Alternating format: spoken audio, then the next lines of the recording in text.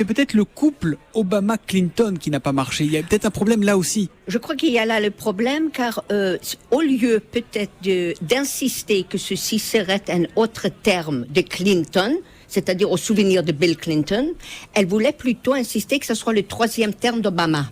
Et je crois là, en somme, c'était peut-être une faute très grave.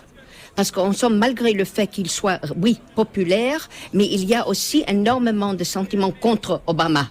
Donc et il faut aussi se rappeler un autre petit élément qui est sorti il n'y a que quelques jours. Le fait que Obamacare, son programme de santé, de sécurité de santé de sécurité sociale, est en effet énormément maintenant des problèmes et des difficultés, surtout ciblés sur les petites et moyennes entreprises. Et donc exactement ce public qui est tâché déjà de trouver une raison d'aller contre Hillary, voilà, ça leur a donné une cause. Les classes moyennes ne votent pas Hillary, ne votent pas Obama? Je crois qu'il y a une bonne partie, malheureusement, des classes moyennes, surtout en Amérique profonde, qui, fin de tour, ont finalement voté soit Trump, mais sûrement n'ont pas voté Hillary. N'ont pas voté Hillary Clinton. Roger Cohen, il y a quelque chose qu'on entend beaucoup quand même depuis tout à l'heure, c'est les Américains n'aiment pas Obama. Une partie des Américains ne voulait pas d'Obama. Là, madame nous dit, l'erreur d'Hillary Clinton, c'est de dire, moi je vais faire le 3e mandat de Barack Obama. Nous, vu de France, on a l'impression que Barack Obama, c'est une icône, qu'il est adoré, que c'est une rockstar quasiment. On a l'impression de découvrir ça. Le racisme n'a pas disparu des États-Unis avec l'élection de Barack Obama. Et je pense que pour beaucoup d'Américains, il était vu comme une espèce de social-démocrate européen qui passerait très bien en Europe, mais ici aux États-Unis, il était en dehors des normes. Et il voulait donc... cette campagne de Donald Trump, la restauration américaine, ça a résonné en quelque sorte. Moi, personnellement, j'ai trouvé aussi que l'ingérence directe, personnelle du président des États-Unis dans la campagne était mal placée. On pensait que ça allait être un soutien et en fait c'est un handicap? Un handicap, mais aussi, je dirais...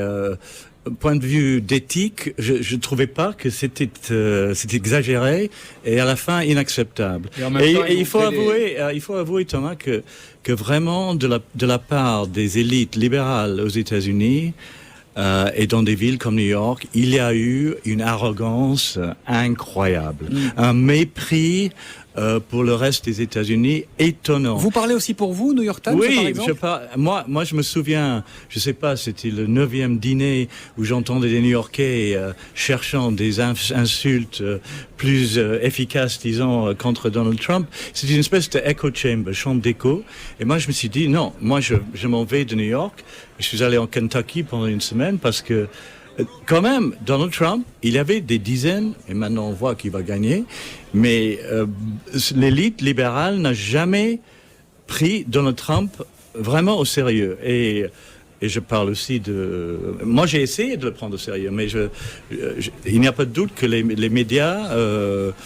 Finalement, Trump avait raison quand il disait qu'il y avait une coupure entre les médias et une grande partie de l'opinion publique. Benjamin Haddad, vous êtes un Français de New York, vous chercheur, spécialiste des questions internationales, et vous acquiescez en écoutant l'éditorialiste du New York Times, Roger Cohen. Mais c'est très frappant, et d'ailleurs, ça a été toute la stratégie de Donald Trump depuis le début. Il a décidé de faire de cette campagne un référendum sur les élites, sur le statu quo. Vous regardez les sondages aux États-Unis, le taux de popularité de la classe politique, du Congrès, le taux de popularité des médias sont à leur plus bas depuis la Seconde Guerre mondiale. Et tout le message populiste, anti-élite, protectionniste de Donald Trump, il est centré là-dessus. Et effectivement, moi je vis à Washington, c'est une petite ville Washington, c'est la capitale, mais c'est la 25e ville la plus peuplée des États-Unis. Et c'est une bulle, c'est un microcosme où les gens n'ont pas vu venir effectivement ce phénomène. Et si vous regardez la carte électorale ce soir, il se passe des choses fascinantes. Le Michigan, la dernière fois que les républicains l'ont gagné, c'était il y a 30 ans. Vous auriez parlé à un stratège républicain ou démocrate même il y a un mois, personne ne vous aurait dit que c'était un État qui pouvait basculer côté républicain. Barack Obama l'avait gagné avec 9 points d'avance. Le Michigan, c'est un État de la ceinture rouillée des États-Unis, c'est-à-dire des États industriels avec une classe ouvrière blanche qui souffre effectivement des inégalités, des délocalisations, des sujets qui ne sont pas du tout abordés aujourd'hui dans l'élite américaine. Et Trump, avec un discours protectionniste, isolationniste et aussi effectivement xénophobe, a surfé là-dessus.